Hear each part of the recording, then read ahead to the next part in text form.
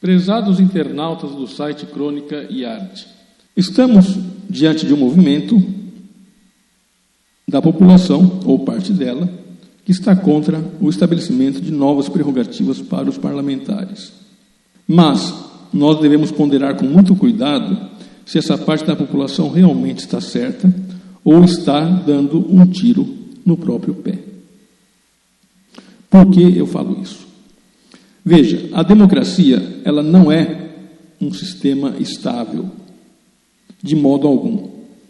O próprio Platão, em sua época, 430 a.C., um pouco mais ou menos, falando assim de cabeça, ele dizia que a grande fragilidade da democracia é que alguém ruim entre no sistema democrático, consiga o poder, corrompa as instituições sociais e, corrompidas as instituições sociais, se torne um tirano. De lá para cá, depois da Idade Média, depois da instituição do absolutismo na Idade Moderna, a Revolução Francesa colocou um sistema de prerrogativas para preservar o voto dos parlamentares que representavam o povo. Então, as prerrogativas, como colocado na Revolução Francesa, é um sistema onde você preserva o parlamento da vontade do tirano de suprimi-lo. E nós, quando agora vamos contra essas prerrogativas, nós podemos estar dando um tiro no pé. Ou seja, uma das instituições basilares para preservar a democracia, que é manter o parlamento longe da vontade do presidente da República, do governante, do príncipe, que seja, nós estamos tirando essas prerrogativas. E o que pode acontecer com isso? Hoje, depois que o Estado foi normalizado com esse processo que está terminando agora, depois de uma tentativa de mudança por parte de militares, não do exército, mas de alguns militares, nós estamos caindo na tentação de achar que a democracia voltou a estar segura. Mas não é bem assim. Por que não é bem assim? Principalmente na América Latina.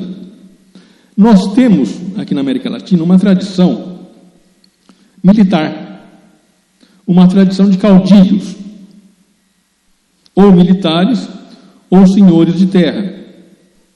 E essa tradição vem se mantendo por várias décadas.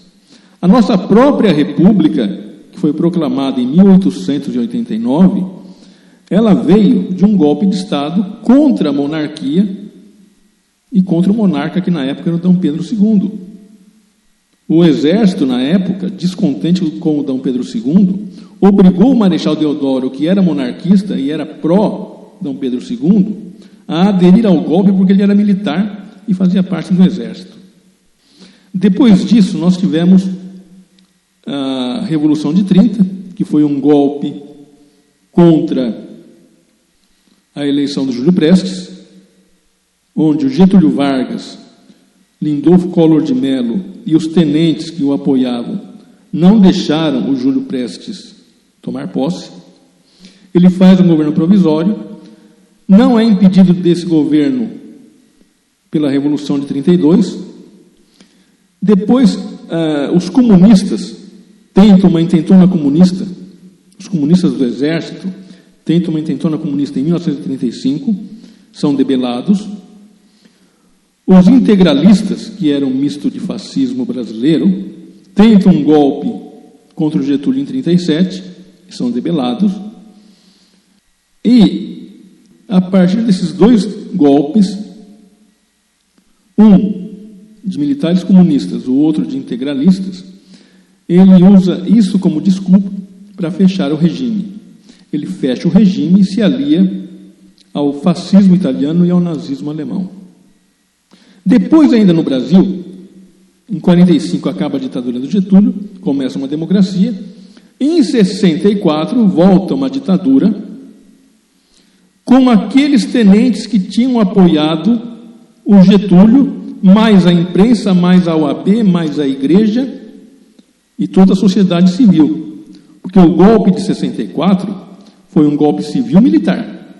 Participaram dele OAB, igreja, sociedade civil, imprensa e o exército.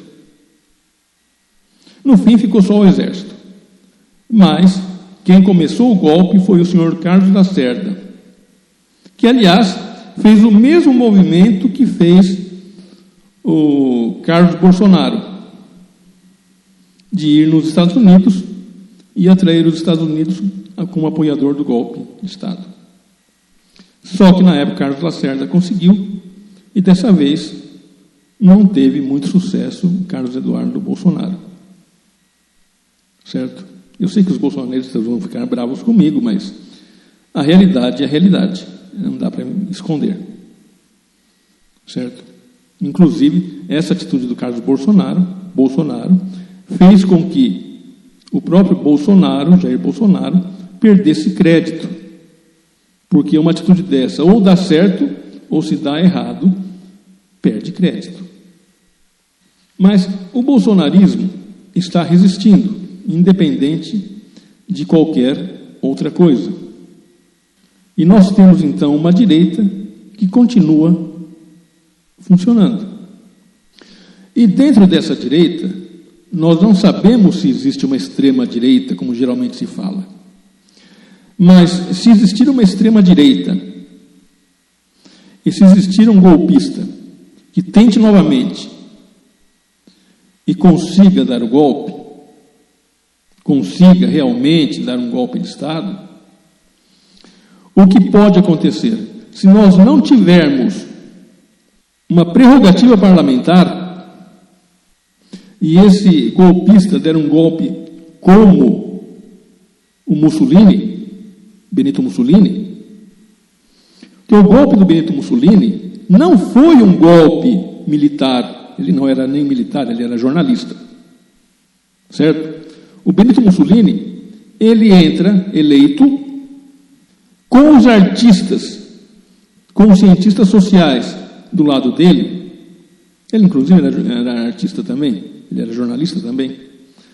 Ele consegue, já deputado, convencer o povo que devia mudar as leis para, mudando as leis, manter o fascismo como ele manteve durante 20 anos. Então, se nós tivermos alguém como o Benito Mussolini, que entre eleito e por dentro modifique o Estado, e nós não tivermos prerrogativas a favor do parlamento, esse parlamento vai ficar minoria, e em minoria vai acabar sendo fechado. E aí não vai haver progressista que resista a todo um trabalho de alguém que deu golpe por dentro do Estado, um golpe branco.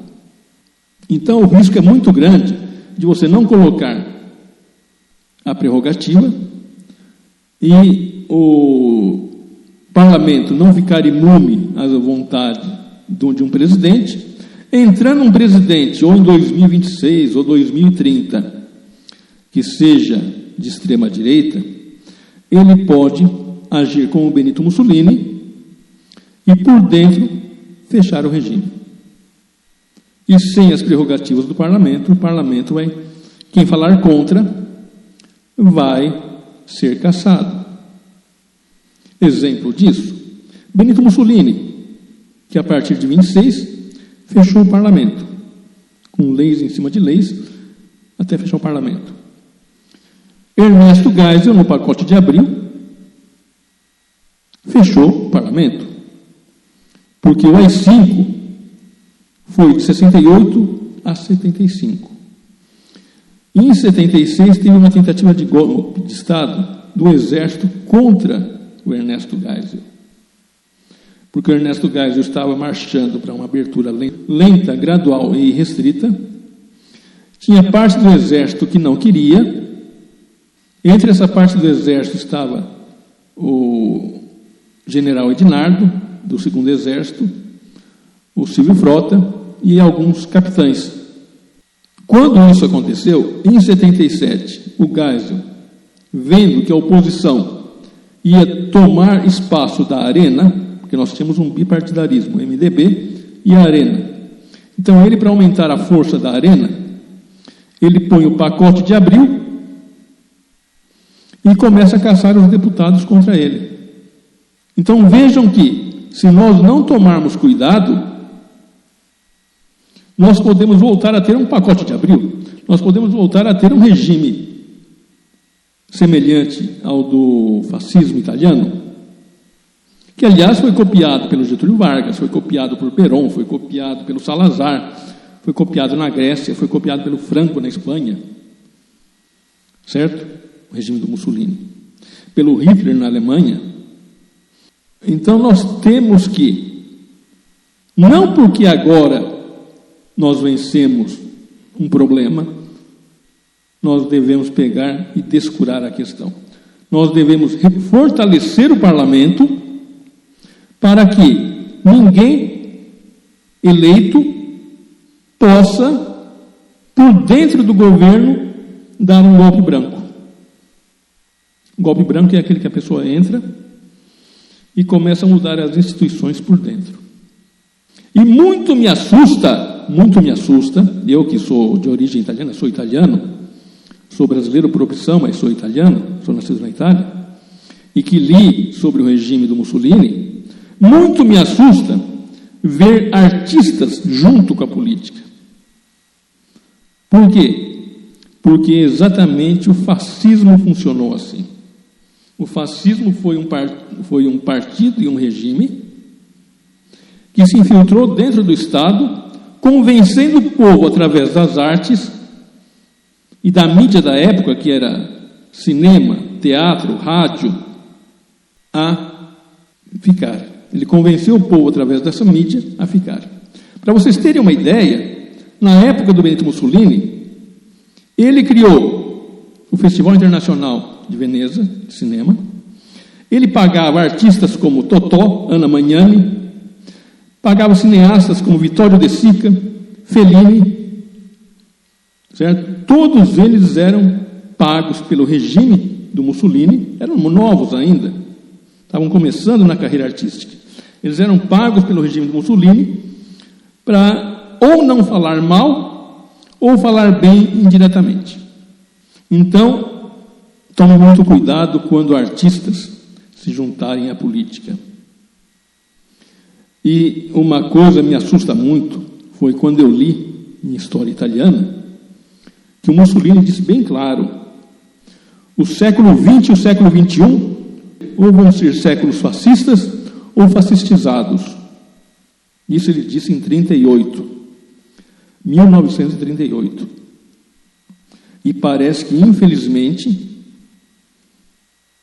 ele tinha razão. E, infelizmente, também quem tinha razão era o Platão, quando nós vemos pessoas ruins entrando no governo e corrompendo o sistema democrático. Ah, mas aí vai me colocar a objeção o meu ouvinte. Ah, mas então quer dizer que vai poder entrar bandido como candidato e aí ele vai ficar imune? Não. Mesmo porque nós temos um TSE que deve, a partir de agora, mais do que antes, verificar a ficha penal de cada candidato, sem exceção, sem vírgula, sem escapar vírgula nenhuma, para saber quem é quem. Ah, mas viu o crime organizado? Se tiver uma sombra que tal candidato, que o candidato X era amigo do amigo do amigo dos amigos, caça a candidatura dele. Não deixe ele entrar. Porque nós temos, isso já foi descoberto na Itália, em processos, nós temos um entorno criminoso em torno às máfias, em volta da máfia, e esse entorno criminoso, do qual fazem parte médicos, advogados, jornalistas, juízes, promotores, esse entorno criminoso é que fez com que a máfia se perpetuasse no poder. Eu digo se perpetuasse no poder porque quem colocou a máfia no poder italiano foi o norte-americano na invasão que ele fez na Segunda Guerra Mundial, usando dos corleoneses para dar apoio à cana através da Sicília. Aonde ele passou, ele foi colocando pessoas que o Lucky Luciano, que era um mafioso, que foi indultado depois, porque colaborou com os americanos. O Lucky Luciano deu uma lista para eles, e eles usaram essa lista para colocar prefeitos em cada cidade onde eles passavam. Só que esses prefeitos eram ligados a famílias mafiosas. E de lá para cá, a máfia não saiu mais do poder italiano, direto ou indiretamente. Nós tivemos duas personalidades que eram ligadas à máfia lá na Itália. O Giulio Andreotti, que foi primeiro-ministro, e o Berlusconi, que ele não era da máfia em si, ele era esse entorno mafioso. Ele era ligado ao clã do Matteo Messina Denaro, morto recentemente. Então vejam como que a criminalidade, ela sempre está em volta da política. E aí nós temos que ter a ferramenta jurídica para tirar isso ou punir o mafioso que entra. Agora, jamais tentar tirar a prerrogativa de um parlamento, porque tirando a prerrogativa de um parlamento, talvez nós estejamos fazendo, como fala o nosso povo brasileiro, jogando a água suja com a criança dentro. Não é assim que o povo fala? Cuidado para não jogar água suja com a criança dentro. Então, se a prerrogativa parlamentar é uma ferramenta democrática, cabe a nós, eleitores, cabe ao judiciário, cabe ao TSE estar atento e não deixar com que criminosos entrem. Porque é muito chato falar aqui, mas eu vou ter que falar, que teve muita gente que votou em um deputado que na campanha dele ele dizia: eu não sei o que um deputado faz, mas se vocês votarem em mim, eu vou saber. Como é que teve eleitor que teve a bárbara coragem de votar num candidato desse? Era o primeiro a não ser votado. Porque se ele disse claramente que queria experimentar o que ia ser lá dentro, ele que não entrasse, ele que fosse estudar. Então, como é que o nosso eleitor deixa entrar gente assim? Como é que o nosso eleitor corrompe o político, querendo que o político pague cesta básica para ele, conta de água, de luz? Quem que é mais corrupto? O eleitor ou o eleito? O problema não está na urna. Claro que a urna é inviolável. O problema está no tapinha nas costas, na pinga paga para o eleitor, que por causa de uma pinga e de um tapinha nas costas vai votar em qualquer político. O problema não está na imunidade parlamentar. O problema está exatamente na corrupção do nosso povo. E outra, se existe político corrupto, esse político não veio de Marte, não nasceu de poço artesiano, não nasceu de árvore. Ele saiu do nosso povo. Me desculpem, senhores. Só pode ser político e só pode ser eleito brasileiro nato. Portanto, se tem um ladrão dentro do parlamento, ele é um brasileiro nato. Se tem um ladrão como ministro do governo, de qualquer deles, ele é um brasileiro nato. Se tem um golpista, ele é um brasileiro nato.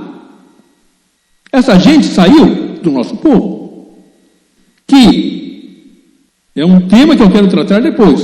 O nosso povo, que foi uma colônia penal, nós fomos formados, o Brasil foi formado por uma colônia penal. O Brasil era uma colônia penal de Portugal, onde aqui se jogavam os degredados, os condenados em Portugal. E não se atentou para a educação desse povo, se deixou essa gente viver a Deus dará. Então, se hoje muita gente é maleável com o corrupto, porque viu esses costumes e vem repetindo costumes desde a época da descoberta do Brasil em 1500. Então, eu sei que eu vou ser voto vencido nessa questão, eu sei que a prerrogativa parlamentar não vai passar, mas eu acredito que o eleitor está dando um tiro no próprio pé. E Deus queira que essa falta de prerrogativa não cause depois a possibilidade de um ditador entrar eleito. Eu paro esse texto por aqui e até o próximo vídeo.